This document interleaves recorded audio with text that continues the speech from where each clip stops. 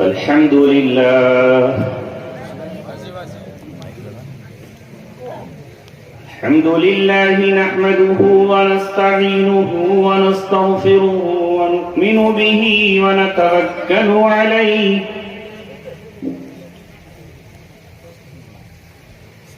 ونعوذ بالله من شرور أنفسنا ومن سيئات أعمالنا من يهده الله فلا مضل له ومن يضلله فلا هادي له ونشهد أن لا إله إلا الله وحده لا شريك له ونشهد أن سيدنا وسندنا وشفيعنا وحبيبنا ومولانا محمدا عبده ورسوله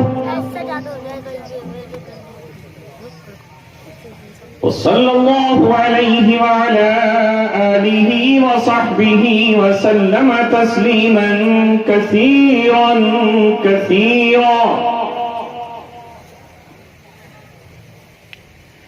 أما بعد قال الله تبارك وتعالى في كتابه الكريم وما أرسلناك إلا رحمة للعالمين. صدق الله العلي العظيم.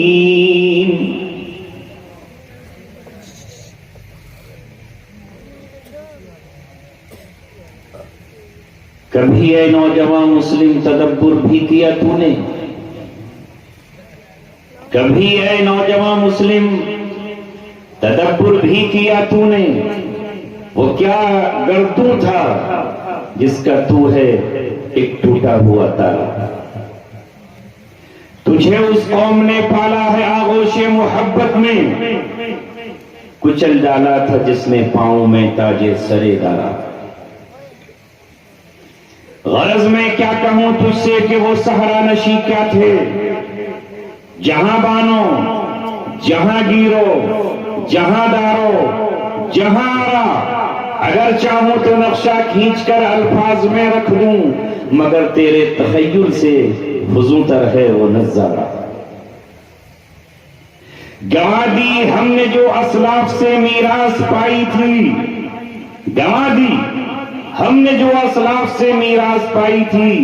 سریا سے زمین پر آسمان نے ہم کو دے مارا. تجھے آبا سے اپنے کوئی نسبت ہو نہیں سکتی کہ تو گفتار وہ کردار، تو ثابت وہ سیارہ. مسجد تو بنا لی شب بھر میں ایمان کی حرارت والوں نے. من اپنا پرانا پاپی ہے، برسوں میں نمازی بن نہ سکا. کیا خوب امیر فیصل کو پیغام دیا سنوسی نے، تو نام و نسب کا حجازی ہے پر دل کا حجازی بن نہ سکا. تر آنکھیں تو ہو جاتی ہیں پر حاصل کیا اس رونے سے. تر آنکھیں تو ہو جاتی ہیں پر حاصل کیا اس رونے سے، جب خون جگر کی آمیزش سے اشک پیازی بن نہ سکا. سرزمین جئی پر تشریف فرما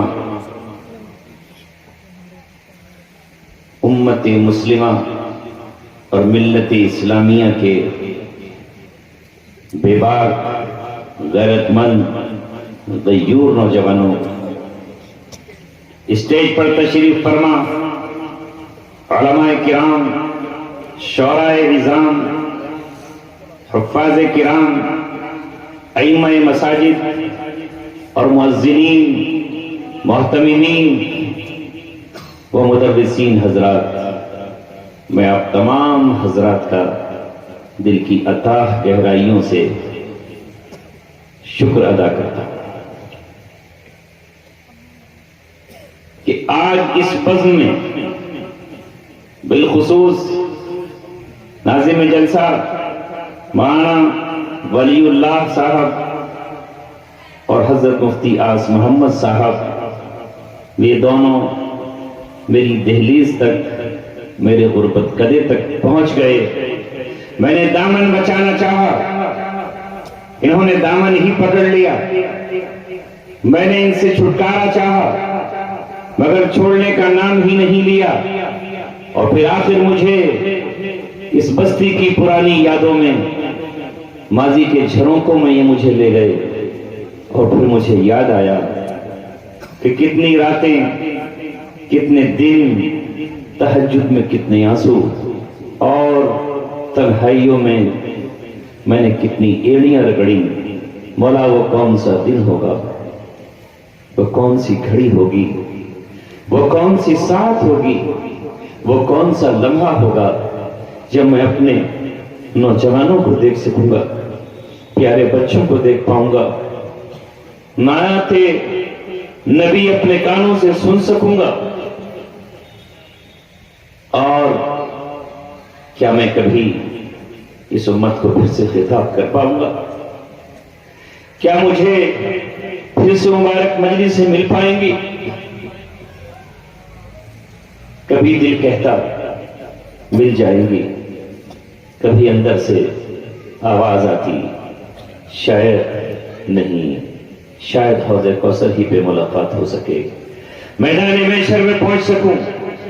دیکھتا جن کو میں بچہ چھوڑ کر آیا تھا وہ جمع ہو گئے ہوں گے، سب کچھ بدل گیا ہوگا۔ جن کے کچے مکان تھے وہ پکے مکانوں میں رہ رہے ہوں گے، جو بچیاں تھیں ان کے نکاح ہو چکے ہوں گے۔ میں جن کے سر پہ ہاتھ رکھ کر آیا تھا وہ آج کسی مسجد کے امام ہو چکے ہوں گے۔ انہی خیالوں میں گزرتی راتیں اور دن، کبھی کبھی خواب میں اپنے کو مسجد میں کھڑا ہوا پاتا، اور کبھی کبھی بالکل اسی طرح مجمع عام میں میری روح آپ سے خطاب کرتی، اور میرا بدن تو خطاب نہیں کر پاتا تھا۔ وہ خواب مجھے پورے دن پریشان کرتے۔ میں ساتھیوں کو سناتا میں نے یہاں جیسا خواب دیکھا ہے، خواب ہی میں اپنی آواز کو بلند کرتا، مگر وہ آواز گھٹ کے رہ جاتی تھی۔ آج میری آنکھوں کو اور میرے دل کو یقین نہیں آ رہا ہے کہ اس اللہ نے میرے خوابوں کو شرمندہ تعبیر کیا، اور آپ کی دعاؤں کو اللہ تعالیٰ نے درجہ مقبولیت عطا کیا۔ میں کل جب یہاں حاضر ہوا تھا تو یہ عمارت نہیں تھی، اور سبحان اللہ اتنا عظیم مجمع، اس میں کثیر تعداد نوجوانوں کی ہے۔ محبت مجھے ان جوانوں سے ہے، ستاروں پہ جو ڈالتے ہیں کمن، عقابی روح جب بیدار ہوتی ہے جوانوں میں، نظر آتی ہے ان کو اپنی منزل آسمانوں میں۔ نہو نومیدی زوال علم و عرفہ ہے، امید مرد مومن ہے خدا کے رازدانوں میں۔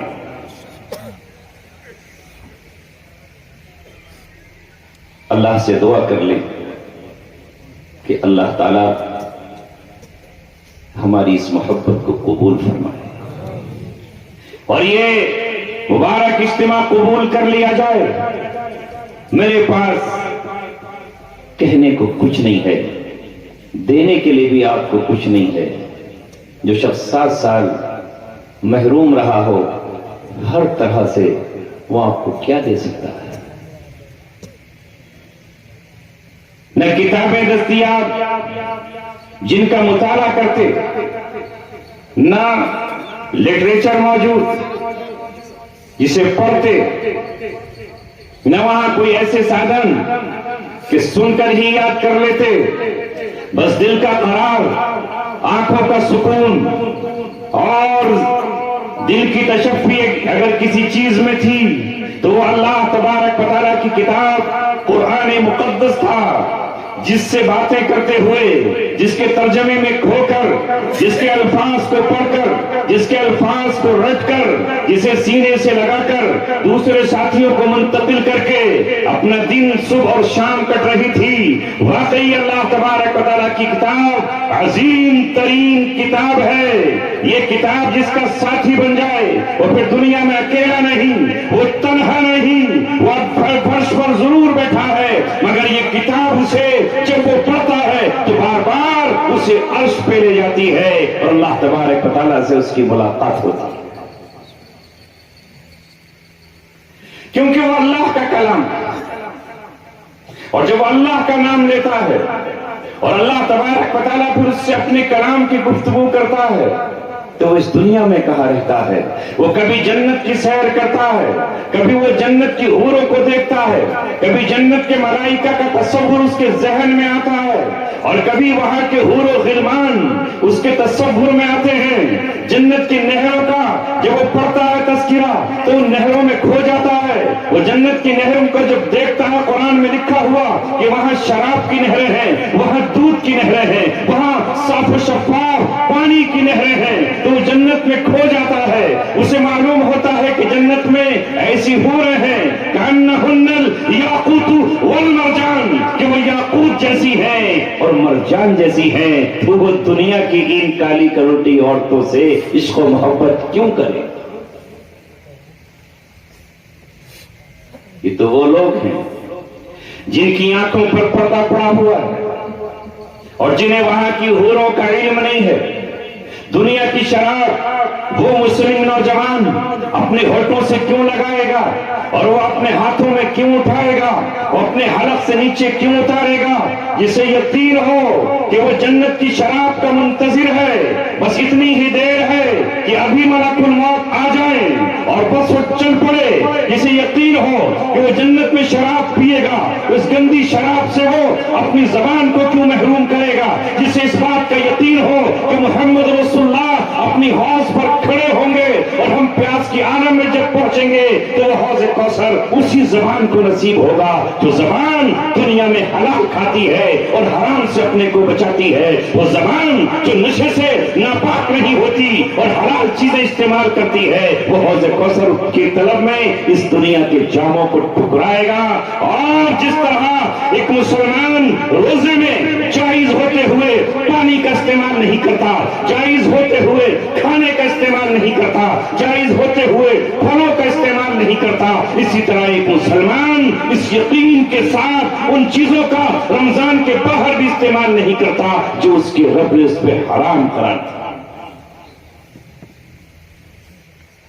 آنے والا مہینہ اسی کی تو پریکٹس ہے، اسی کی تو ریہرسل ہے، اسی کی تو تیاری ہے.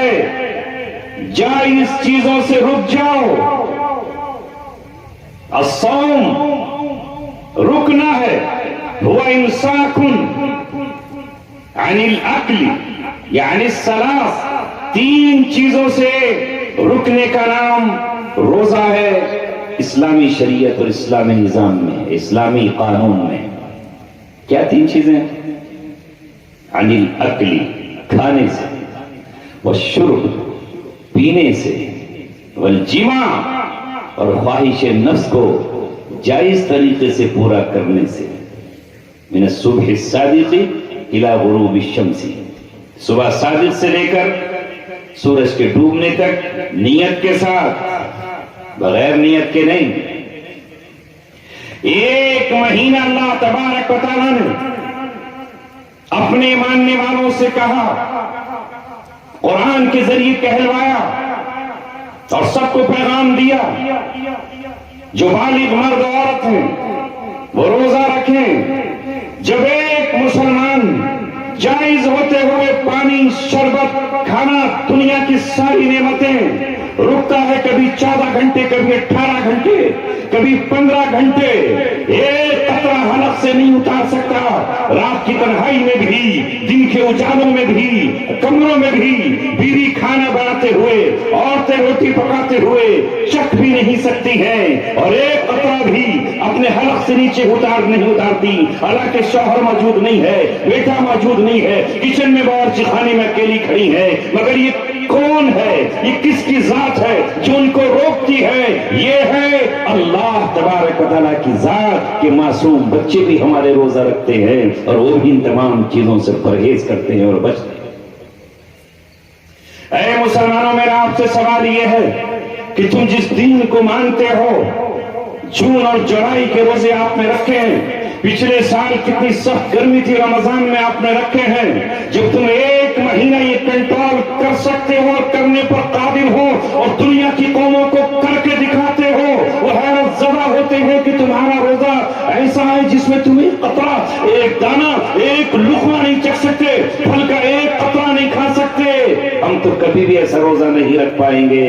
تو وہ تمہیں کتنا مضبوط سمجھتے ہیں، جمع بھی ہو اور مرد بھی جمع ہو، نیا نکاح ہوا ہو، مگر اس وقت بھی ہم اپنے کو پوری طرح کنٹرول کر کے دکھاتے ہیں۔ تو اللہ یہی تو کہتا ہے، یہ طاقت، یہ انرجی، یہ قوت، یہ تمہیں پورے سال کے 11 مہینے کرنی ہے۔ جو چیز جائز ہے بس اسی کا استعمال کرنا ہے اور ناجائز سے اپنے آپ کو روک کر کنٹرول کرنا۔ اس کا نام ہے مومن، اس کا نام ہے مسلمان۔ مگر ذرا نوجوانوں، اپنے معاشرے کو دیکھو اور آج اپنے سماج کو دیکھو، اتنا سخت روزہ رکھنے والا کہیں بھی بھٹک رہا ہے۔ کتنے نوجوان ہیں، کل تو میرا پور میں ایک نوجوان مجمع عام میں نشے پر ہی بول رہا ہوں، شراب پہ بول رہا ہوں، ابلیس اس کو شراب پلا کر لایا اور میرے سامنے لا کر کھڑا کر دیا۔ میں ماں باپ کے حقوق پہ بول رہا ہوں، ماں باپ کی عظمت پہ بول رہا ہوں، اللہ نے ماں باپ کے کیا ذمہ داریاں تمہارے سپرد کی ہیں اس پہ بول رہا ہوں، اور اپنے باپ سے آ کر کہتا ہے تم بھی تقریر کر لو جا کے کرسی پہ۔ مجمع عام میں آیا گیا، یہ حیرت زدہ ہے معاملہ۔ 2 دن پہلے آپ کے قریب ہی میں ہے لالوں کا گاؤں لالیانہ، یہاں سب کے سب لال ہیں، ہے نا لالیانہ؟ آپ جلدی میں اس کا وہ چھوڑ دیتے ہو، حروف مدہ اور للیانہ کہہ دیتے ہو۔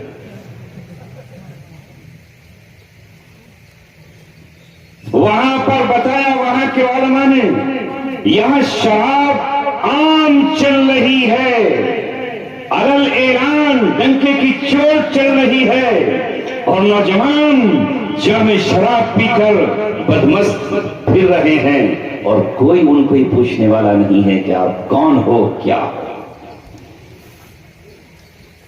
صبح شام اعمال امت کے آسمانوں کی طرف جاتے ہیں، صبح اور شام جس طرح دنیا کے نظام کی تبدیلیاں ہوتی ہیں، شام کی ڈیوٹی والے صبح گھر چلے جاتے ہیں اور صبح والے شام کو واپس لوٹ جاتے ہیں، اسی طرح اللہ تعالیٰ کی طرف سے شام کو فرشتے آتے ہیں اور صبح بھی فرشتے آتے ہیں۔ شام والے دن کے اعمال لے کر اللہ کے پاس پہنچتے ہیں اور صبح والے شام کے اور رات کے اعمال لے کر اللہ کے پاس پہنچتے ہیں۔ یاد رکھو، جیسے اعمال آسمانوں پر ہمارے جائیں گے، اللہ تعالیٰ عرش عظیم پر فیصلے ویسے ہی کرتا ہے، ویسے ہی فیصلے ہیں۔ اب جب ہمارے مومنین کے، مسلمین کے، اہل ایمان کے منہ سے نکلنے والی شراب اور نشے کی بدبو پوری فضا کو ناپاک اور بدبودار بنا رہی ہو، تو فیصلے کہاں سے آئیں گے؟ رونقیں کہاں سے آئیں گی؟ برکتیں کہاں سے آئیں گی؟ آج جس سے پوچھو پریشان حال ہے، کوئی بیماری سے دوچار ہے تو کوئی بے روزگاری سے دوچار ہے، اور کوئی اپنی چوروں سے پریشان ہے تو کوئی اپنی اولاد سے شکوہ کرتا نظر آ رہا ہے۔ یہ کیا ہے؟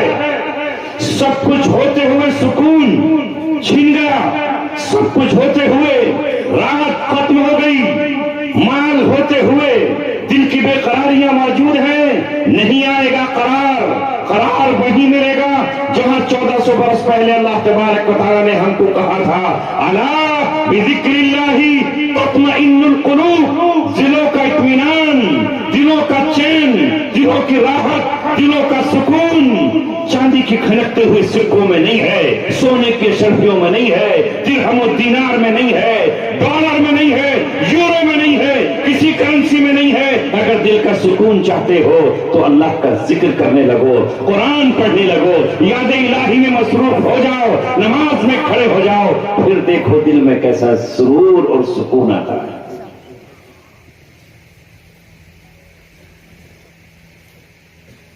आज इतना खूबसूरत और अजीम मजमा, क्या कहूं मैं आपसे।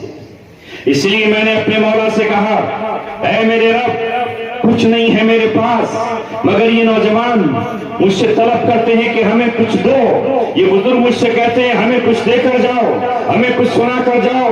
ऐ मौला, तेरे खजानों में कोई कमी नहीं है, ये मेरे पसरियों में जो दिल रखा हुआ है ये तेरा है, ये तूने बनाया है, ये जो मेरे जबड़ों के बीच दरमियान ये जबान है ये तेरी है, ये गला तेरा है, जिस्म कमजोर है मगर तूने आवाज दी है। मैं कल भी इस उम्मत को पुकार रहा था और आज भी नौजवानों आपको पुकारता हूँ और आपको दावत देता हूँ और आपसे ये कहता हूँ कि आज इस मजमे में तय करो कि हम अपने रब को राजी करके रहेंगे, अपने मौला को मना कर रहेंगे, हम अपने रब को रूठने नहीं देंगे और अपने रब से कभी दूर नहीं भागेंगे।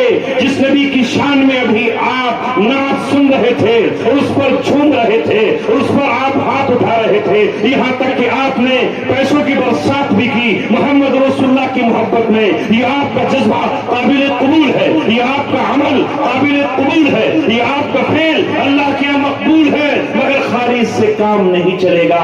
वो मोहम्मद रसूलुल्लाह ये पैगाम लेकर आए हैं, अगर मुझसे मोहब्बत करते हो तो इताअत भी मेरी करो और इत्तिबा भी मेरी करो।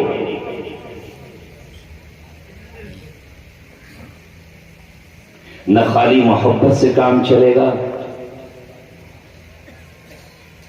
और न खाली इताअत ही से काम चलेगा। आप कहेंगे फिर काय से काम चलेगा बाबा, कहोगे ना, आपने तो कहा इताअत से काम चलेगा खाली और ना मोहब्बत से काम चलेगा, तो फिर काय से चलेगा बताऊं या कल के लिए उधार रख लूं? बोलना पड़ेगा जय वालों। दोपहर हम एक ऐसी जगह थे जहां लोग बोल ही नहीं रहे थे, उनकी पता नहीं क्या सांप सूंघ गया था, रात उधर आ गया था कि कोई बड़ा सा। ये तकरीर कोई खुद नहीं करता, आपकी वजह से होती है। जब तुम दस्ते सवाल दराज करते हो, जब मौला से लो लगाते हो और जब उससे मांगते हो, तो जब तुम्हारा निकाह नहीं होता तो हसीन खूबसूरत बीवी मांगते हो कि अल्लाह निकाह करा दे, तो अल्लाह आपको बीवी अता करता है। और जब किसी को बीवी मिल जाती है तो साल 2 साल के बाद वो अल्लाह से कहता है आंगन में कोई फूल खिला दे, बेटा ही अता कर दे। और अगर बेटे में ताखीर हो रही है तो ऐ मौला बेटी ही अता कर दे। ये जोड़ा मांगता रहता है, इधर दादी अलग मांगती है, पोता नसीब हो जाए, वहां नानी मांगती है नवासा या नवासी मुझे मिल जाए। जब ये लब खुलते हैं और जब दुआ के लिए हाथ उठते हैं और अल्लाह तबारक व तआला से मांगा जाता है, तो इधर किसी की बीवी प्रेग्नेंट होती है और खुश खबरियां एक दूसरे को सुनाई जाती हैं, क्योंकि मांग रहे थे बहुत से दिल, मांग रही थी बहुत सी निगाहें, मांग रहे थे बहुत से कल्ब, अल्लाह ने उसको सुन लिया और बेटा या बेटी अता की। और फिर हर तरफ खुशियों का वो मौसम आता है जब विलादत होती है। एक किसान अपने खेत में दाना छुपा कर आता है और रात को सोचता है कि अल्लाह मेरे बीज खराब ना हो जाए, मेरा दाना गल न जाए। आप तो गन्ना ज्यादा लगाते हो, आप सोचते हो कि उसकी पोइयों पर जो गांठें हैं वो खराब ना हो जाए, हर गांठ से पौधा उगना चाहिए। एक दिन जाके अगली सुबह फिर देखता है बांस पौधे अगले दिन ही निकल आते हैं, बांस 3 दिन के बाद निकल आते हैं। ये चाहे जबान से ना कह रहा हो मगर दिल की हर धड़कन और सांस, हर सांस ये कह रही है मौला دانہ صحیح سے اگنا چاہیے، میرا گیہوں پورا اگنا چاہیے، میرے دھان اگنے چاہیے، اور 3-4 دن کے بعد جب وہ کھیت میں جاتا ہے نئی نئی کوپریں نکلتی ہیں تو اس کے دل سے اللہ کا شکر ادا ہوتا ہے۔ اللہ خالی زبان نہیں، وہ تو دل کی زبان بھی جانتا ہے نا۔ کچھ چیزیں ایسی ہیں جو دل سے مانگی جاتی ہیں۔ دنیا میں اللہ کے علاوہ کوئی آپ کے دل کے حال کو نہیں جانتا، مگر ہاں دل کو بھی جانتا ہے۔ جب کسی کو پیسے کی ضرورت ہوتی ہے یا کسی چیز کی چاہت ہوتی ہے یا کوئی چیز اس کے پاس نہیں ہوتی ہے، ہاں میں آپ کے دل کی بات کر رہا ہوں۔ کسی شخص کے پاس کوئی عمدہ موبائل دیکھتا ہے تو سوچتا ہے مولا مجھے بھی یہ مل جائے، میں بڑا چھوٹا سا سمپل سا چلا رہا ہوں۔ تو پھر کبھی کوئی وقت آتا ہے اور کچھ کے پاس وہ نہیں ہوتا تو پھر اللہ تعالیٰ کسی دوسرے کے بندے کے دل میں ڈالتا ہے، ارے تیرا پرانا ہو گیا تو کیا کرے گا، نیا خرید لے، یہ مولانا ولی اللہ بڈو کو ہدیہ کر دے۔ ہوتا ہے کہ نہیں ایسا؟ ہوتا ہے۔ تو یہ دل میں جو بات آتی ہے، اس لیے کسی شاعر نے اللہ کے بارے میں بہت اچھا کہا ہے، تو دل میں تو آتا ہے سمجھ میں نہیں آتا، تو دل میں تو آتا ہے سمجھ میں نہیں آتا، میں جان گیا تیری پہچان یہی ہے۔ مگر یہاں یہ بھی بتا دوں کہ اللہ ہر دل میں نہیں آتا، تم بھی تو ہر جگہ نہیں جاؤ گے، ہر جگہ چلے جاؤ گے۔ بعض دفعہ لوگ آپ کو بلائیں گے پھر بھی نہیں جاؤ گے، اور بعض کے یہاں خود چلے جاؤ گے، فون کر کے کہو گے آ رہا ہوں۔ تو اللہ تعالیٰ کہاں جائے گا، کس کے پاس جائے گا؟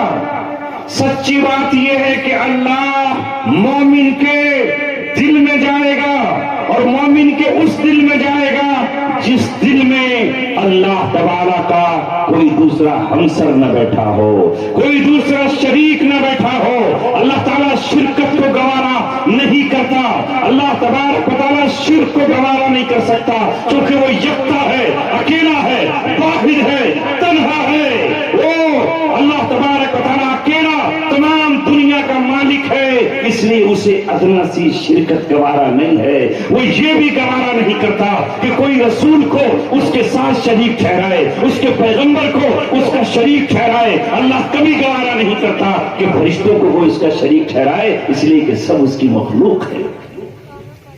نعرہ تکبیر، زور سے بولے نعرہ تکبیر۔ تو اللہ تبارک و تعالیٰ کس کے ساتھ ہوتا ہے اور کس دل میں ہوتا ہے؟ وہ اس دل میں ہوتا ہے جو دل دنیا کی محبت سے پاک ہو، غیر اللہ کی محبت سے پاک ہو، ان نقلی محبوبوں اور معشوقوں کی محبت سے پاک ہو۔ واللہ اس دل میں رہتا ہے جو دل حسد سے پاک ہو، جو کینے سے پاک ہو، جو بغض سے پاک ہو۔ وہ دل جس میں تکبر نہ ہو، بڑائی نہ ہو، فخر نہ ہو، غرور نہ ہو، اس دل میں اللہ تبارک و تعالیٰ رہتا ہے۔ جو دل بالکل خالی ہو اور خالص اللہ تبارک و تعالیٰ کے لیے ہو۔ لیکن یہ اللہ تبارک و تعالیٰ ہے، وہ جس کو چاہے منتخب کر لے، وہ جس کو چاہے اپنا بنا لے۔ جب وہ کسی کو اپنا بنانے پر آتا ہے تو پھر اس کے دل سے ان چیزوں کو نکال پھینکتا ہے اور اس کے دل کو توڑ ڈالتا ہے۔ اس لیے کہ جب دل ٹوٹے گا تو اندر سے چیز رکھی ہوئی تھی وہ سب کی سب باہر نکل کے چلی جائے گی۔ اس لیے اللہ نے فرمایا انا عند المنکسرۃ قلوبہم، میں ان کے دلوں میں رہتا ہوں جن کے دل ٹوٹے ہوئے۔ دل توڑ کر اللہ پہلے وہ سب چیزیں نکالتا ہے، پھر اللہ تبارک و تعالیٰ اس میں جلوہ نما ہوتا ہے،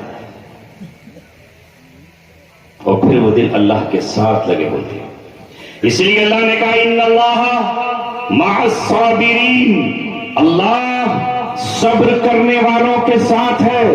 تو صبر کون کرتا ہے؟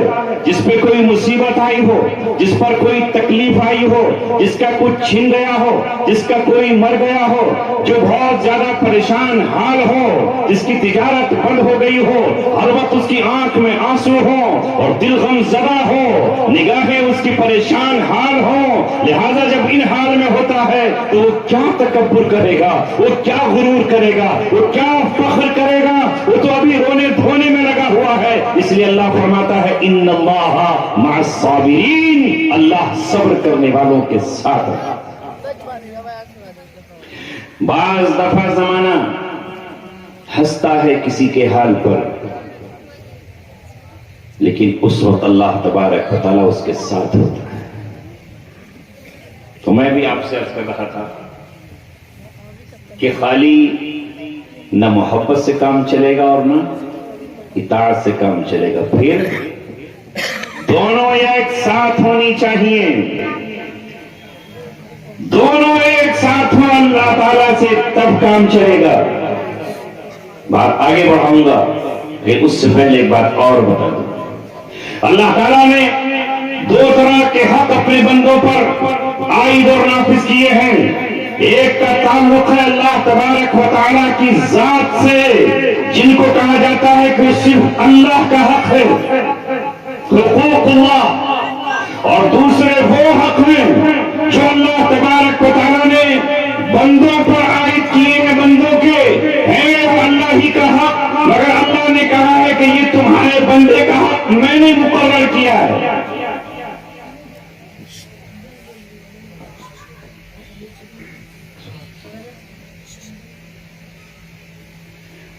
ان بچوں کو ہٹا دو، چلو اٹھ جاؤ۔ یہ ہر جلسے میں دیکھ رہا ہوں کہ ترتیب الٹی ہوئی ہے۔ میں پوچھ رہا ہوں آپ سے کہ بچے نماز میں کہاں کھڑے ہوں گے؟ کل سے امام بنا دینا، اگلے صف میں کھڑا کرنا۔ نکالو نہیں، چھوٹے یہ کچھ نہیں کرتے، خالی شور مچانے کے لیے اوپر بیٹھے ہوئے، سمجھ میں کچھ آپ آگے آپ جن کو آگے آنا، اور یہ سائڈ میں بیٹھو۔ جب ان کا پروگرام ختم ہو جائے تو ناظرین صاحب آپ ماشاءاللہ بہت بڑھیا ناظرین ہیں، میں نے بہت سارے ناظرین دیکھے ہیں، لیکن آج میں نے آپ کی تھوڑی سی نظامت دیکھی۔ ناظرین کا مطلب ہے پورے پروگرام کو کنٹرول کرنے والا، ہمیں بھی کنٹرول کرنے والا۔ اگر آپ اس طرح کا نظام بنائیں تو جیسے ہی کوئی صحیح سا مقرر بیٹھے جس کی آنکھ کھلی ہو، کیونکہ اسے نظر آئے گا ہمارے قاری صاحب بیٹھے ہیں، قاری صاحب کے سامنے کوئی بیٹھا ہو، قاری صاحب کیا، قاری صاحب تو عرش اعظم پہ اپنے سینہ لگا کر بات شروع کر دیں گے، لیکن دیکھنے والے پر امپریشن پڑتا ہے سامنے۔ بس افراتفری، کچھ لوگوں کو موقع مل گیا جانے کا، جاؤ جاؤ جاؤ، کوئی بات نہیں، چٹائی تو کچھ ہوگی۔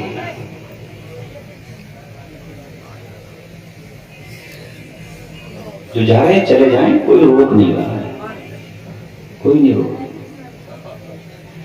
جو بیٹھے گا اپنے لیے اور جو جائے گا وہ پانی پی کے واپس آ جائے گا، پیاس لگ گئی ہوگی، جو کہ بول میں نہ ہوں، پیاس ان کو لگی ہوگی۔ بیٹھ جاؤ، وہی بات ہے حضرات، کھڑے ہوئے مت تکو مجھے، یہ تکتے ہوئے اچھے نہیں لگتے لوگ۔ یا تو دفتر میں جا کے بیٹھ جاؤ، ناشتہ رکھا ہوا ہے وہاں پر، انگور بھی ہیں، سیب بھی ہیں، کیلے بھی ہیں، ہرے ہرے انگور ہیں، سنترا بھی ہے، تو دفتر میں جا کے کھا لو۔ اے بچوں، یا تو بیٹھو ادھر یا دفتر میں جاؤ، تماشے کی مجلس مت بناؤ۔ یہ اللہ اس کے رسول کی مجلس ہے، یہ شاعر و شاعرات کا مشاعرے کا پروگرام نہیں ہے، یہ ناٹک کا کوئی پروگرام نہیں ہے، یہ سیریل نہیں ہے، یہ اللہ اس کے رسول کی مجلس ہے، ابتدا سے لے کے انتہا تک، اور اس کا احترام جتنا ہم پر فرض ہے تم پر بھی فرض ہے۔ اور اس مجلس کی گستاخی اللہ تعالیٰ کی گستاخی ہے، یہاں کوئی افسانہ نہیں سنایا جا رہا، یہاں کوئی ناول یا داستان نہیں سنائی جا رہی، یہاں اللہ تعالیٰ کا کلام چاہے وہ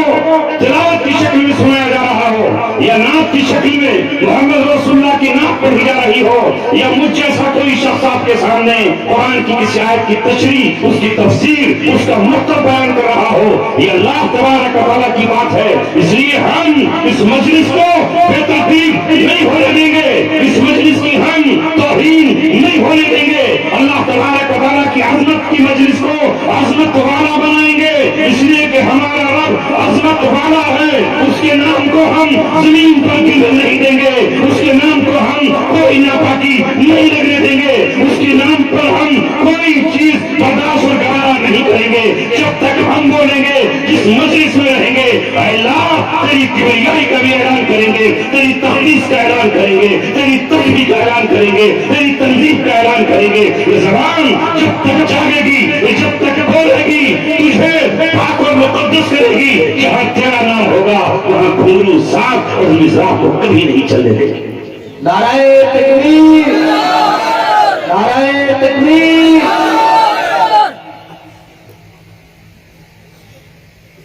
ہم کس مجلس میں ہیں اور کہاں ہیں، یہ ہمیں سوچنا ہے نوجوانوں۔ ہم ذریعہ ہیں اس بات کا کہ عذاب الہی کو روکنے کے لیے آپ کو توبہ کی تلقین کریں، اس لیے کہ عذاب الہی آیا چاہتا ہے، زمین پھٹنا چاہتی ہے، ویسے ہی جیسے اس نے ابھی ترکی میں پھٹ کے دکھایا ہے، یہ عذاب آنا چاہتا ہے پھر دوبارہ۔ جس طرح ابھی تم نے کورونا سے اپنے عزیز و اقارب کو مرتے ہوئے، تڑپتے ہوئے، منہ پر ڈھاکے لگائے ہوئے اور گھروں میں قید ہوتے ہوئے تم نے دیکھا ہے، مسجدیں محروم ہوئی، مسجدیں ویرانہ ہوئی، یہاں تک کہ خانہ کعبہ پر بھی تالے جوڑ دیے گئے اور خانہ کعبہ پر بھی طواف کو روک دیا گیا، مگر خانہ کعبہ رویا اور خانہ کعبہ نے اللہ کو پکارا، اے مولا میں تیرا گھر ہوں، میرا طواف زمانے جاہلیت میں بھی نہیں رکا ہے۔ یہ آج کون لوگ ہیں جنہوں نے آج طواف کو روک دیا ہے؟ تو اللہ نے کہا بندے اگر تیرا طواف کرے نہ کرے، میرے ملائکہ طواف کرتے رہیں گے، اور ملائکہ کے ساتھ میں پھر ان پرندوں کو بھیج رہا ہوں جو کل تیری حفاظت کریں گے۔ ابراہا کے اس پر آئے تھے، ساری دنیا نے وہ ویڈیو دیکھی ہے، اس قید خانے میں میں نے بھی وہ ویڈیو دیکھی کہ پرندے خانہ کعبہ کا طواف کر رہے تھے، نہیں کر رہے تھے۔ یہ مسجدوں نے پکارا اللہ کو، میناروں نے آواز دی، اس کی صفوں نے صدا لگائی، اس کی ممبروں میں حرام نے پکارا، میں خالی ہو گئی مولا اس عذاب کو دور کر دے۔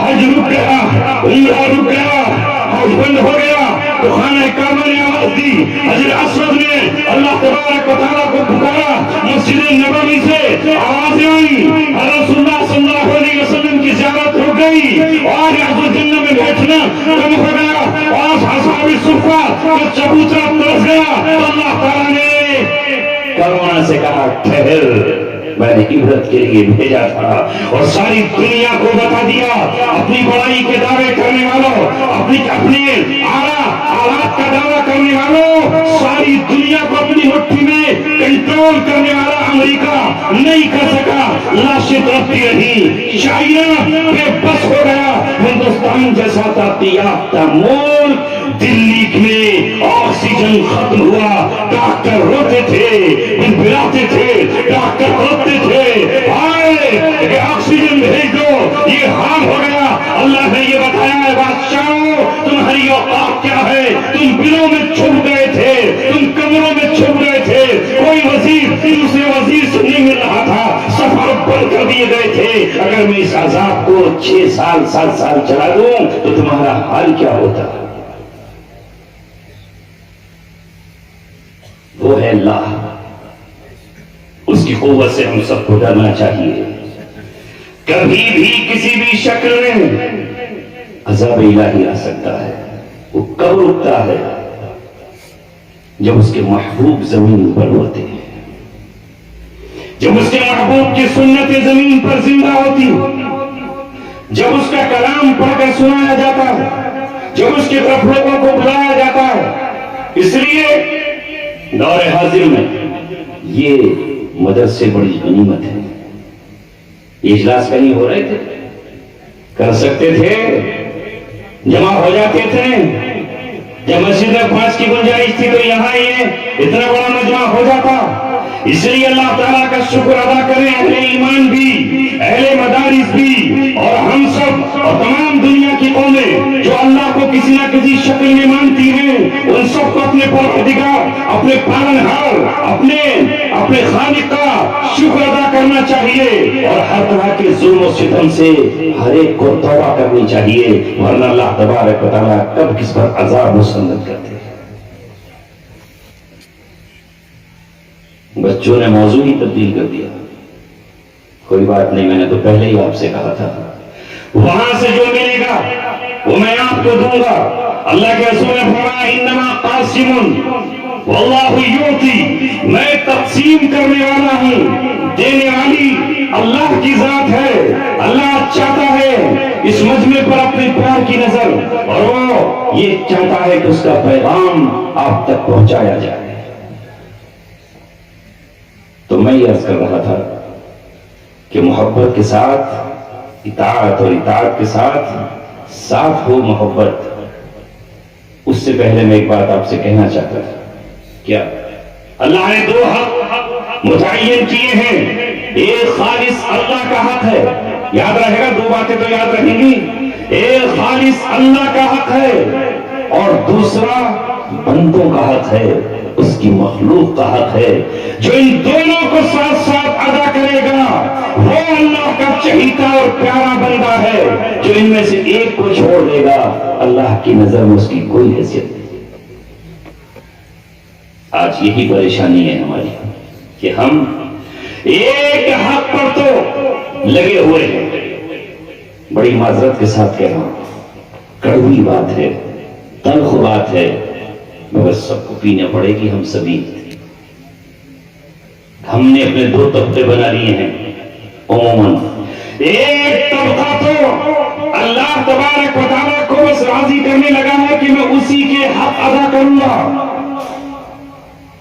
اور وہ سمجھتا ہے کہ بس اللہ تبارک و تعالیٰ کا حق 24 گھنٹے مسجد میں رہوں، ہر وقت میرے ہاتھ میں تسبیحات رہیں، ہر وقت میں سجدے میں رہوں، ہر وقت میں بس اللہ کو یاد کرتا رہوں، دن بھر روزہ رکھوں اور رات کو قیام اللیل کروں، تو اللہ تبارک و تعالیٰ مجھ سے سب سے زیادہ راضی ہو جائے گا.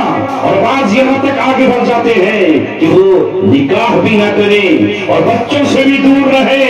اسی کو رسول اللہ صلی اللہ علیہ وسلم نے فرمایا تھا لا رہبانیت فی الاسلام. یہ رہبانیت پچھلے دین میں، دین عیسوی میں لوگوں نے اپنی طرف سے ایجاد کر لی تھی.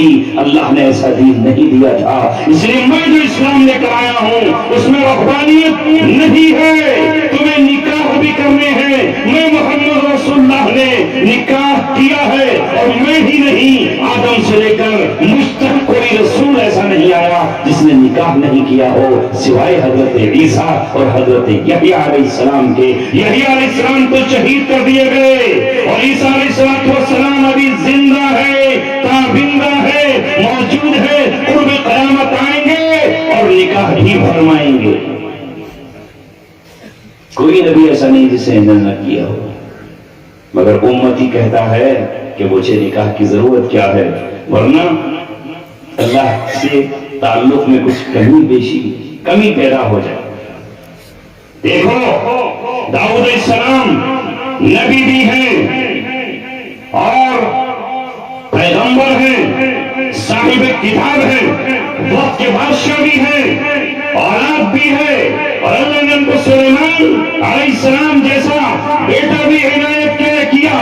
کوئی ولایت نبوت کا مقام نہیں حاصل کر سکتی، مگر حضرت داؤد کو بادشاہت دے کر حضرت سلیمان علیہ السلام کو سلطنت ہی نہیں، پرندوں پر، چرندوں پر، شیاطین پر، جنات پر، دریاؤں پر، ہواؤں پر بادشاہت دے کر اللہ نے یہ کہا کہ میرا تعلق حکومت کے ساتھ بھی مجھ سے ہو سکتا ہے، اور بیوی بچوں کے ساتھ ہو سکتا ہے. اس کی نمونہ ہے تمہارے لیے داؤد اور سلیمان علیہ السلام. تو اے آج کے راہب، تو یہ کیوں سمجھتا ہے کہ میں بیوی میں رہ کر یا بچوں میں رہ کر یا اس مخلوق سے مل کر کے اللہ سے تعلق میرا کٹ جائے گا؟ ہر کس کا. تو بعض لوگ وہ ہیں جو حقوق اللہ میں ایسے لگے کہ حقوق العباد قبول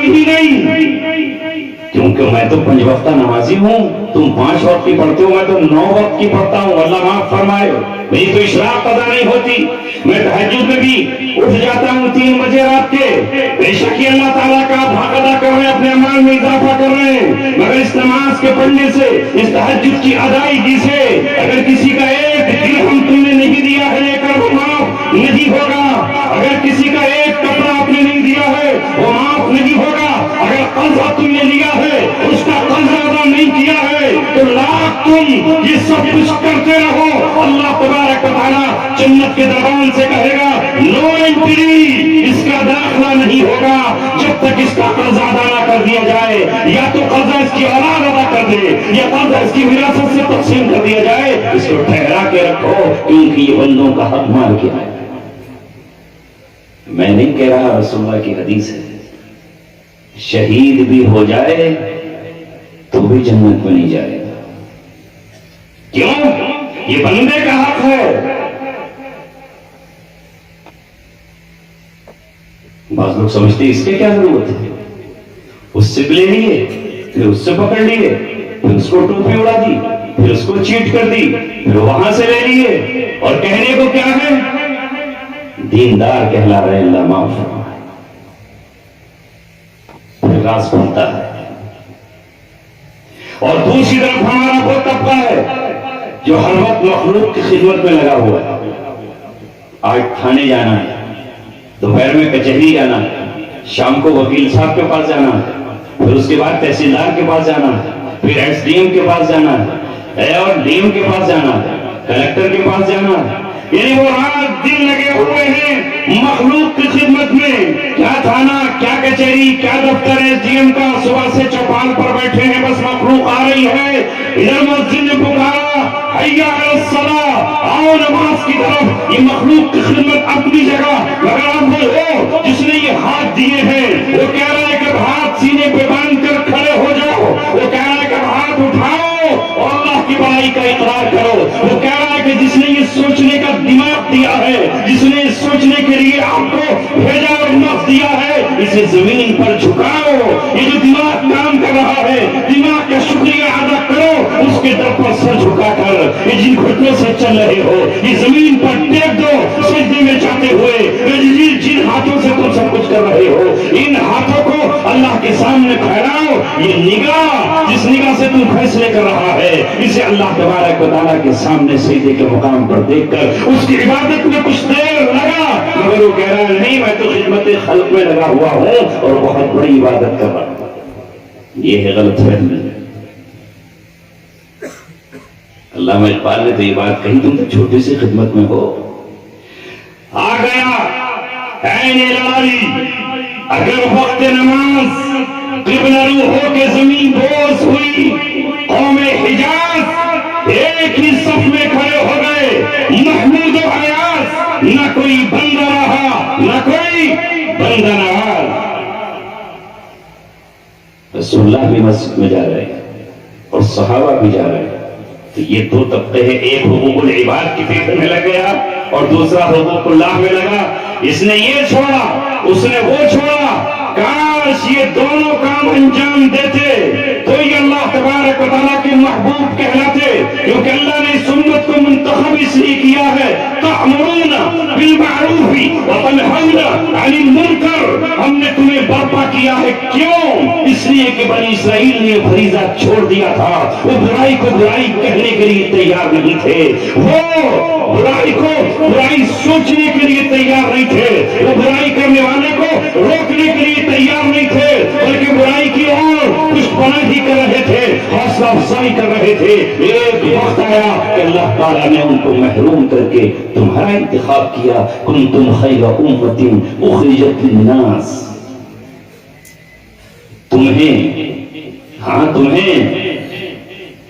تم سے خطاب کر رہا ہے اللہ تعالیٰ، جنہوں نے قرآن کو اپنے گھروں میں رکھا ہوا ہے، اپنے دلوں میں رکھا ہوا ہے، اپنے بچوں کی زبانوں پر جاری کیا ہوا ہے، ان سے اللہ کہہ رہا ہے کنتم خیر امۃ اخرجت للناس، تمہیں برپا کیا ہے اللہ تعالیٰ نے انسانیت کے نفع کے لیے اور انسانیت کو دلدلوں سے نکالنے کے لیے، انسانیت کو بیڑیوں سے آزاد کرانے کے لیے، انسانوں کو معاشرے کی پاکی اور صفائی کے لیے تمہیں اس لیے برپا کیا گیا ہے۔ تمہاری ذمہ داری کیا ہے؟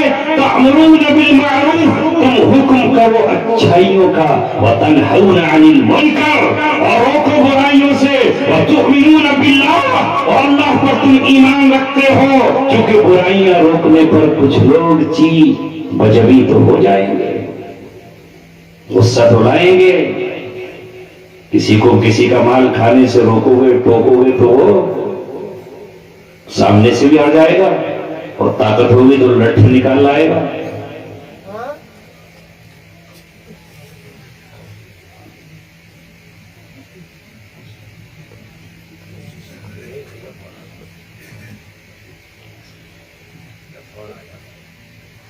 ٹھہر جاؤ، آئے ہو اس مجلس میں تو سب کو بھول کے آؤ، ممی پاپا محترمہ اہلیہ تھوڑے ایک گھنٹے کے لیے بھول جاؤ، 2 گھنٹے کے لیے بھول جاؤ نا۔ جو قوم اتنی دیر کے لیے بھی قربانی نہیں دے سکتی، اس سے اگلا مطالبہ کیا کیا جا سکتا ہے؟ ہم بھی تو بھول کر آئے ہیں، فراموش کر کے آئے ہیں۔ لہذا میرے دوست عزیزوں، اوپر سے اللہ تبارک و تعالیٰ کی طرف سے کچھ بھیجا جا رہا ہے، اور آپ کو تقاضا ہو رہا ہے کہ بیٹا بیٹھا ہے، چلا ادھر کوئی انتظار ہے، خدا نہ کرے یہ بات ہو، مگر ایسا ہی ہے۔ اس لیے اے نوجوانوں، اتنی قربانیاں تو آپ کو دو۔ یہ بات جیسا کہ مفتی صاحب نے فرمایا بہت دور تک جا سکتی ہے، اس میں گدلی اپن مت ملاؤ۔ وہ کہیں گے کس جگہ کا پروگرام ہے، کہاں کا پروگرام ہے، مفتی صاحب کو بار بار اسٹیرنگ ادھر ادھر گھمانا پڑ رہا ہو، گیئر بدلنا پڑ رہا۔ پاکیزہ مجلس بناؤ، آج سے طے کرو کہ ہمیں اللہ کا حق بھی ادا کرنا ہے اور مخلوق کا حق بھی ادا کرنا ہے۔ جب کچھ صحابہ نے یہ رسول اللہ صلی اللہ علیہ وسلم سے پوچھا، اللہ کے رسول آپ کتنی عبادت کرتے ہیں؟ تو آپ نے فرمایا کہ میں یہ نماز ادا کرتا ہوں، 5 وقتوں کا ذکر کیا اور کچھ نفلوں کا ذکر کر دیا۔ نفل بنے ہی وہ ہیں جنہیں کبھی آپ نے پڑھ لیا کبھی چھوڑ دیا، مستحب وہی ہے جسے آپ نے کنٹینیو نہیں کیا، لگاتار نہیں کیا۔ فقالوها، تو صحابہ نے اس عبادت کو کم سمجھا، مگر تعبیر یہ کر دی کہ اللہ کے رسول تو بخشے بخشائے ہیں، تو آپ کو اتنے کی بھی کیا ضرورت ہے؟ ایک نے کہا کہ پوری رات جاگوں گا، اور دوسرے نے کہا کہ میں نکاح نہیں کروں گا اور اپنے آپ کو نکاح سے دور رکھوں گا، پورا دن روزہ رکھوں گا اور عبادت ہی میں رکھوں گا۔ رسول اللہ صلی اللہ علیہ وسلم نے گفتگو ان کی سنی اور باہر نکل کے فرمایا، ارے کیا بات کر رہے تھے آپ؟ کیا ایسے بات کر؟ آپ نے فرمایا انی اخشاکم واتقاکم، روز پر مجھ سے زیادہ اللہ سے ڈرنے والا کوئی نہیں ہے اور اس کا خوف کھانے والا کوئی نہیں ہے۔ کہ تم مجھ کو نہیں دیکھتے؟ انی اصوم وافطر، میں روزہ بھی رکھتا ہوں اور افطار بھی کرتا ہوں۔ انی اقوم وانام، میں رات کو جاگتا بھی ہوں سوتا بھی ہوں، میں کھاتا بھی ہوں اور فاقہ بھی کرتا ہوں، میری بیٹیاں بھی ہیں، میری نواسیاں بھی ہیں۔ اور پھر آپ صلی اللہ علیہ وسلم نے اسی موقع پر فرمایا، فمن رغب عن سنتی فلیس منی، جو میری سنت سے اعراض کرے وہ مجھ سے نہیں ہے۔ اور اسی موقع پر آپ صلی اللہ علیہ وسلم نے فرمایا، وَإِنَّ لِبَدَنِكَ عَلَيْكَ حَقًّا، تم پر تمہارے بدن کا حق ہے۔ وَإِنَّ لِعَيْنِكَ عَلَيْكَ حَقًّا، تمہارے اوپر تمہاری آنکھ کا حق ہے۔ وَإِنَّ لِزَوْجَتِكَ عَلَيْكَ حَقًّا، تم پر تمہاری بیوی کا حق ہے۔ وَإِنَّ لِجَارِكَ عَلَيْكَ حَقًّا، تمہارے اوپر تمہارے پڑوسی کا بھی حق ہے۔ نعرہ تکبیر، نعرہ تکبیر۔ یہ ہے دین جسے رسول اللہ لے کر آئے، ہم نے اپنی طرف سے چھانٹ کر کاٹ کر سب کچھ کر کے چھوٹا سا بنا کر رکھ لیا کہ یہ ہے دین، تو یہ دین نہیں ہے۔ دین وہ ہے ما جاء بہ رسول، اللہ کے رسول صلی اللہ علیہ وسلم لے کر آئے ہیں، اس میں کوئی کمی بیشی نہ کرے، وہ جیسا کا تیسا ہے، جو کا تو ہے۔ لہذا کسی کی سفارش کرنا بھی یہ دین ہے، لیکن وہ سفارش جائز ہونا چاہیے۔ کسی کا حق دلانا یہ دین ہے، وہ جائز ہونا چاہیے۔ بچوں کی کفالت کرنا یہ دین ہے، جائز تجارت کرنا یہ دین ہے، معاملات کو صحیح رکھنا یہ دین ہے، معاشرے کو صحیح کرنا یہ دین ہے۔ دین عقائد کا نام ہے، دین عبادات کا نام ہے، دین معاملات کا نام ہے، دین اخلاق کا نام ہے، اور دین معاشرت کا نام ہے۔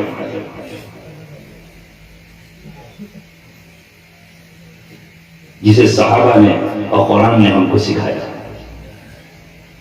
برائیوں کو روکنا یہ ذمہ داری ہے آپ کی، مگر ہم روکنے والے کہاں ہیں؟ ہم تو آج برائیوں میں شریک ہو جانے والے ہیں۔ ہے کوئی جیانا، کوئی مائی کا لاڈ، کوئی محمد رسول اللہ کا غلام، نعتوں پر جھومنے والا، مدینے کے تصور میں کھو جانے والا، یہ طے کرے گا کہ جس کی شادی میں ڈی جے بجے، طوائف ناچے، جس شادی میں حقوق کی اللہ کی پامالی ہو، میں اس میں شرکت نہیں کروں گا، چاہے وہ میرے بھائی کا نکاح ہو، چاہے میری بھانجی کا نکاح ہو، اور چاہے میرے سالے کا نکاح ہو، اور چاہے میری سالی کا نکاح ہو، میں شرکت نہیں کروں گا۔ اگر اس میں باجا ہوتا ہے، گاجا ہوتا ہے، ڈانس ہوتا ہے، ڈسکو ہوتا ہے، اس میں شرابیں اٹھائی جاتی ہے، میں شرکت نہیں کروں گا۔ یہ طے کر کے بتاؤ، پھر کہلایا جاؤ گے عاشق رسول، ورنہ پوسٹر پر تو عاشق رسول کوئی بھی لکھوا سکتا ہے۔ عشق کا پتہ اس وقت چلتا ہے کہ اللہ کو ناراض، اس کے رسول کو ناراض نہیں کروں گا، چاہے سارا زمانہ مجھ سے روٹ جائے۔ یہ تھے صحابہ کرام۔ آج اس مجلس میں عہد و پیمان اللہ سے کر کے اٹھو، سچے مسلمان بن کے اٹھو، پھر یہ آسمان تمہارے لیے روئے گا، یہ زمین تمہارے لیے دعا کرے گی، اللہ کے عرش کو اٹھانے والے فرشتے تمہارے لیے مغفرت کی دعا کریں گے اور اللہ سے آپ کے لیے سفارش کریں گے۔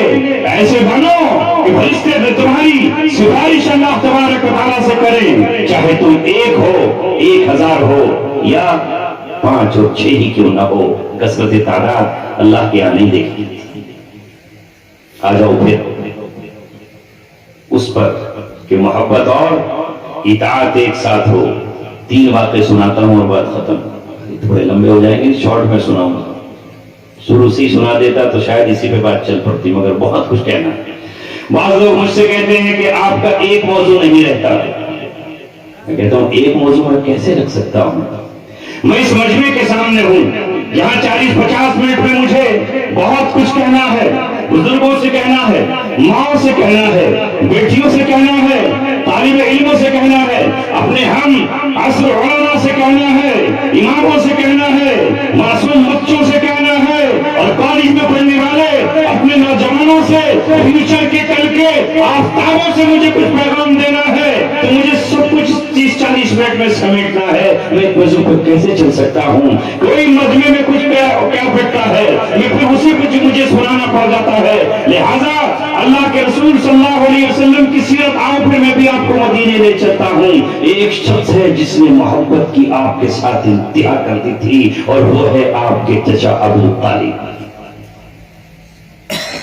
جب سے آپ کو پالا اور اپنی کفالت میں لیا، کبھی آپ کو یہ احساس نہیں ہونے دیا کہ آپ یتیم ہیں، آپ کی ماں نہیں ہے، یا آپ کے باپ نہیں ہے۔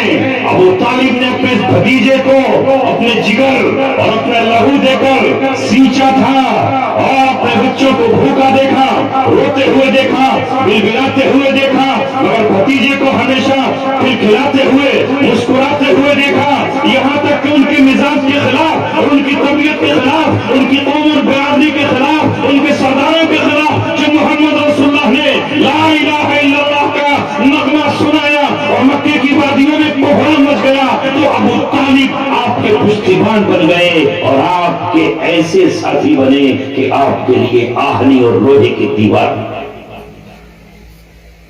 جب تک ابو طالب زندہ تھے، قریش کو ہمت نہیں کہ کوئی آپ کو ستا دے۔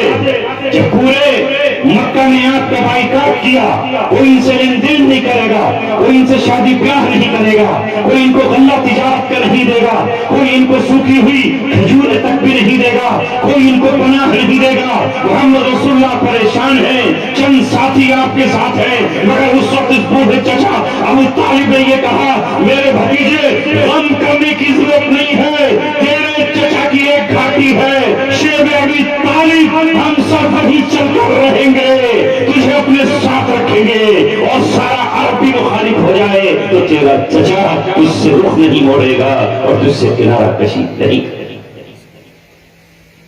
ایسے تھی یہ چچا، ساتھ نبھایا، کتنی محبت رسول اللہ کو آپ سے، کیسی محبت۔ اس چچا نے کبھی احساس نہیں ہونے دیا۔ سرداران عرب تھے، ایک مرتبہ تمام سرداران عرب آئے اور آ کر ابو طالب سے کہا اب تمہارے بھتیجے نے ہمارے معبودوں کے بارے میں بھی کچھ کہنا شروع کر دیا ہے، وہ ان کو ضعف الطالب والمطلوب کہہ رہا ہے، مانگنے والا بھی کمزور ہے، جس سے مانگا جا رہا ہے وہ بھی کمزور ہے، اور تمہارے بھتیجے نے بھی یہاں تک کہنا شروع کر دیا ہے کہ یہ سب مل کر کے ایک مکھی تک نہیں بنا سکتے، اور اس سے آگے بڑھ کر یہ کہہ دیا ہے کہ اگر مکھی ان سے کوئی ان کا چڑھاوا چھین بھی لے تو اسے چھوڑا تک نہیں سکتے۔ ہمارے معبودوں کی ایسی گفتگو ہم نہیں سن سکتے، اپنے بھتیجے کو سمجھا لو ورنہ ہم اس کے خون سے اپنے ہاتھوں کو رنگین کر کے رہیں گے، اور ابو طالب تمہیں بھی نہیں بخشیں گے ہم۔ ابو طالب آج ہم زدہ ہوئے، رسول اللہ آئے تو چچا کو افسردہ دیکھا، کہا چچا بات کیا ہے؟ چچا نے کہا بھتیجے آج دھمکی ملی ہے تمام سرداروں کی طرف سے، جملہ قریش کی طرف سے، تمام اہل مکہ کی طرف سے کہ تم نے یہ سب کچھ کہنا شروع کر دیا ہے، لہذا بھتیجے میں سفارش کرتا ہوں کہ تھوڑا نرم ہو جاؤ، اس سختی پر نہ چلو۔ اللہ کے رسول نے کہا چچا میں عام آدمی نہیں، میں اللہ کا آخری رسول ہوں، جو پیغام وہاں سے آئے گا میں سناؤں گا، یا تو میں اس راہ میں قربان ہو جاؤں گا یا اللہ مجھے کامیاب فرما دے گا۔ اور اے چچا اگر آپ نے طے کر لیا ہے کہ آج آپ اس سے رشتہ ناتا توڑ لیں گے اور ان کے ساتھ کھڑے ہوں گے، میری مدد نہیں کریں گے، تو آج تک جو کچھ آپ نے کیا اس کا شکریہ میں ادا کرتا ہوں، اور میں چلتا ہوں اکیلا تنہا ہی، مجھے اللہ نے تنہا پیدا کیا، میرا باپ ہوتا تو کبھی مجھے اکیلا نہیں چھوڑتا، ماں ہوتی تو میرے ساتھ ساتھ چلتی، میرا سگا کوئی بھائی نہیں، بھائی ہوتا تو اپنے دستور کے مطابق میرے ہمراہ کھڑا ہوتا، میں بن باپ کا ہوں، میں بن ماں کے ہوں، میں بن بھائیوں کے ہوں، میرا کوئی نہیں ہے لیکن میرا اللہ ہے۔ جب آپ کو چلتے ہوئے دیکھا تو وہ طالب کھڑے ہو گئے، اور کھڑے ہو کر یہ کہا بھتیجے میں نے صرف سفارش کی تھی اور تجھ سے کہا تھا، لیکن اگر تو نے طے کر لیا ہے تو موت کی آخری عشقی تک تیرا چچا تیرے ساتھ کھڑا۔ ایسی محبت کوئی پیش کرے گا؟ مگر یہ صرف محبت تھی، اطاعت نہیں تھی۔ چچا نے اطاعت میں کلمہ نہیں پڑھا، جو نماز مکہ میں ملی تھی وہ نہیں ادا کی۔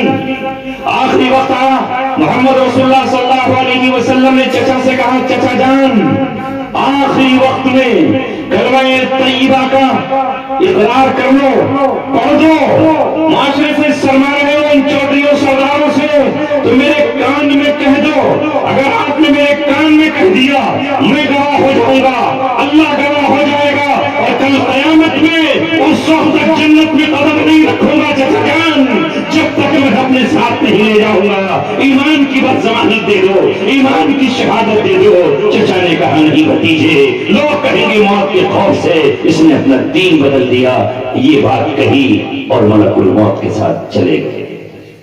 ایسا محبت کرنے والے چچا کو رسول اللہ نے شب معراج آپ کی جوتیاں پہنے ہوئے جہنم میں دیا۔ خالی محبت کام نہیں آئی نا؟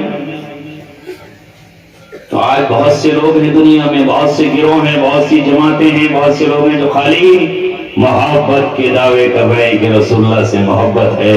محبت کرنے والا ایسا نہیں ہوتا جیسے یہ لوگ خالی دعوے دار ہیں۔ محبت تجھ کو آداب محبت خود سکھا دے گی۔ دوسرا ایک شخص ہے، وہ اطاعت میں اس کی مثال نہیں ملے گی، یہاں محبت میں نہیں وہاں اطاعت میں۔ کون ہے وہ ہے عبداللہ ابن ابی۔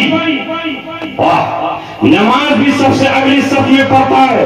مسجد نبی میں جب آپ جاتے ہیں خطبہ دینے کے لیے تو ان سے پہلے کھڑا ہو جاتا ہے اور پوری قوم سے کہتا ہے یہ محمد رسول اللہ ہے، ان کے آنے سے پہلے ہم آپس میں لڑتے تھے، جھگڑتے تھے، قتل کرتے تھے، ایک دوسرے کا خون بہاتے تھے، مگر یہ کیا ہے کہ ہماری تلواریں नियाम में हो गई, मदीने में अमन अमान कायम हो गया। इनकी वजह से मदीना एक बहुत बड़ी ताकत और कुव्वत बन गया, जिसने तमाम के कसबन निकाल कर फेंक दिए। देखो ये तुम्हारा मुहसिन है, दिखावे के लिए वो ये करता।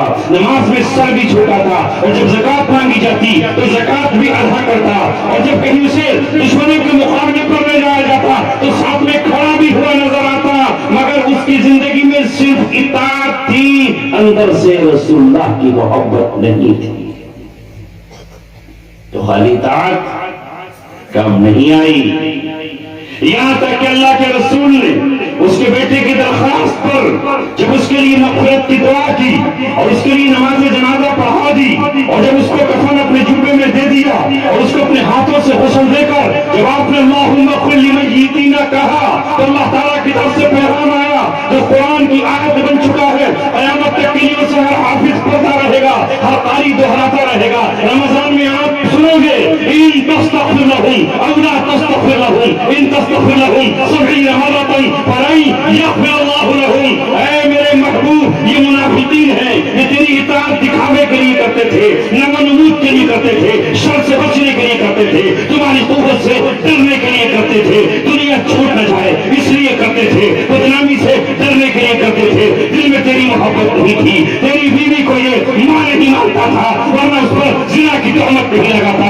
ये तुझको अल्लाह का रसूल तस्लीम नहीं करता था, इसलिए तेरा इस्तिग़फ़ार भी इसके कुछ काम नहीं आएगा। अगर तू पूरी जिंदगी में इस्तिग़फ़ार करे, 70 मरतबा भी इस्तिग़फ़ार करेगा तो तेरा रब इसे माफ नहीं करेगा। तो खाली इताअत से भी काम नहीं चलेगा, इताअत भी हो मोहब्बत के साथ। इसलिए हर काम हो अल्लाह के लिए, दिखावा ना हो। आज बहुत से काम दिखावे के लिए होते हैं, अल्लाह माफ फरमाए। तीसरी है वो जमात सहाबा की जिसमें मोहब्बत के साथ इताअत भी है। उसमें मैं किस चीज का जिक्र करूं? उठाओ अबू बकर सिद्दीक की जिंदगी, आओ उमर इब्न खत्ताब रज़ियल्लाहु तआला अन्हु के कारनामे, आओ हज़रत उस्मान गनी रज़ियल्लाहु तआला अन्हु को देखो, हज़रत अली मुर्तज़ा को देखो, उनकी औलाद हसन और हुसैन को देखो, हज़रत रसूलुल्लाह सल्लल्लाहु अलैहि वसल्लम के चहीते खालिद बिन वलीद को देखो। 1,25,000 सहाबाए किराम की जिंदगी उठाओ, जिनकी जिंदगी में मोहब्बत भी थी, इताअत भी थी, दोनों चीजें साथ साथ थी। यही अल्लाह तबारक व तआला को चाहिए। जब हजरत उमर से कहा गया कि तुम में से कोई भी उस वक्त तक मोमिन नहीं होगा जब तक वो मुझे अपनी जान से भी ज्यादा महबूब न समझ ले, तो हजरत उमर ने कहा, अल्लाह के रसूल, अभी तक आप मुझे अपनी जान के अलावा दुनिया की हर चीज से महबूब थे। मुझे बेटी हफ्सा से ज्यादा महबूब थे, मुझे अपने वतन से ज्यादा महबूब थे, मुझे अपनी कौम से ज्यादा महबूब थे, लेकिन आप जब आपने ये कहा है तो अब आज से मैं अपनी जान से ज्यादा आपको महबूब समझता हूँ। उस वक्त अल्लाह के रसूल ने कहा, अल-आन या उमर, अब हुए कामिल मोमिन। रसूलुल्लाह ने फरमाया, ला युमिनु अहदुकुम, तुम में कोई भी मोमिन नहीं है। वो मोमिन होने का दावेदार तो है, लेकिन मेरे यहाँ से उसे सनद सही माने में उस वक्त मिलेगी, हत्ता कुना हब्बा इलैहि, हत्ता कुना हब्बा इलैहि मिन वालिदिही व वलदिही वन्नासि अजमईन, जब तक मैं उसे महबूब ना हो जाऊं उसके वालिद से, उसकी औलाद से और तमाम दुनिया में बसने वाली मखलूकात से, इंसानों से, जब जाके वो कामिल मोमिन कहलाएगा। अब जरा अपनी मोहब्बत को तोड़ लो, कितनी मोहब्बत है। कल सुबह आएगा वक्त, आएंगे लोग आपसे मांगने के लिए, जरा कुछ माल अल्लाह की मोहब्बत में दे दो, तो उस वक्त पता चलेगा किसको कितनी मोहब्बत है। सुबह को आएगा नमाज का वक्त, फिर पता चलेगा कि कितनी मोहब्बत है। खाली जलसे की मोहब्बत काफी नहीं है। आएगा रमजान, फिर पता चलेगा। इसलिए मेरे अजीजों, जिसे मोहम्मद रसूलुल्लाह से मोहब्बत भी हो और साथ में इताअत भी हो, इताअत का मतलब यह है कि जो उन्होंने कहा है वो हम सब कुछ कर गुजरे। अगर नमाज का हुक्म दिया है तो नमाज अदा करें, और उन्होंने ज़कात का भी हमें हुक्म दिया है तो ज़कात अदा करें। उन्होंने बीवी के हम पर हुकूक आयद किए हैं तो हम उसका भी हक अदा करें। औलाद के हम पर हक है, हम उनका हक अदा करें। पड़ोसियों के हम पर हक है, हम उनका हक अदा करें। जो कुछ ہم سے قرآن میں اور حدیث میں کہا گیا ہے اس کو بھی ہم ادا کرتے رہے. اللہ کا حق اللہ کو دیتے رہے اور مخلوق کا حق ہم مخلوق کو دیتے رہے, تب جا کر کے اللہ تبارک و تعالیٰ ہم سے راضی ہوگا. آج کی اس مجلس میں, اس بزم میں اتنی ہی اللہ نے مجھے بولنے کی اجازت دی. جو میرے پاس آیا اور میں نے آپ کو دے دیا, جو نہیں ملا تو پھر کبھی اللہ تبارک و تعالیٰ تمام اس پورے مجمع کا میں شکر گزار ہوں. اور اے اللہ سب سے بڑھ کر میں تیرا شکریہ ادا کرتا ہوں کہ تو نے مجھے زندہ بھی رکھا, سلامت بھی رکھا, ان لوگوں کے دلوں میں محبت بھی قائم فرمائی. میرے الفاظ اور اس امت کی قربانی اکٹھے قبول فرما. ہماری آنکھیں اور آنسو اور ان سب کی دعائیں اللہ قبول فرما. اس کے بعد بھی جلسہ چلے گا, مجلس اسی طرح آپ قائم رکھیں. ہو سکتا ہے کہ میں اپنی مجبوری کی وجہ سے یہاں سے نکلوں. وآخر دعوانا الحمدللہ رب العالمین.